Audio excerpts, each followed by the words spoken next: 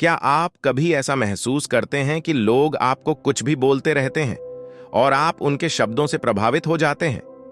आज मैं आपको एक ऐसी कहानी सुनाऊंगा जो आपको ये सिखाएगी कि दूसरों की बातें कैसे आपको कमजोर नहीं बल्कि और मजबूत बना सकती हैं। ये कहानी है भगवान बुद्ध की।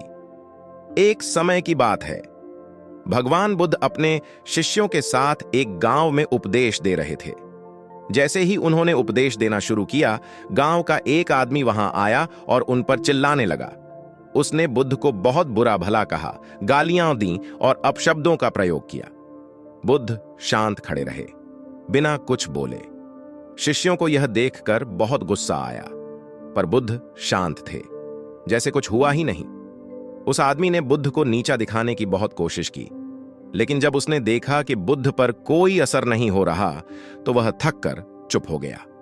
बुद्ध ने मुस्कुराते हुए उस आदमी से पूछा, भाई, अगर कोई तुम्हारे पास एक उपहार लाए और तुम उसे स्वीकार ना करो, तो वह उपहार किसका रहेगा? आदमी ने जवाब दिया, वह उसी का रहेगा जिसने उसे लाया है।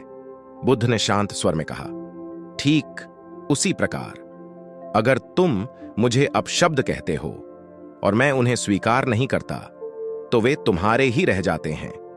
यह सुनते ही वह आदमी स्तब्ध रह गया।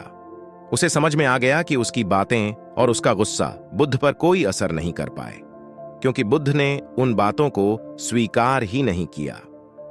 दोस्तों, इस कहानी से हमें क्या सीख मिलती है?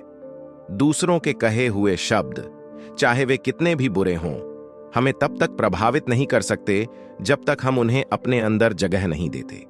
लोग कुछ भी बोल सकते हैं, लेकिन आपको तय करना है कि आप उन बातों को कैसे लेते हैं।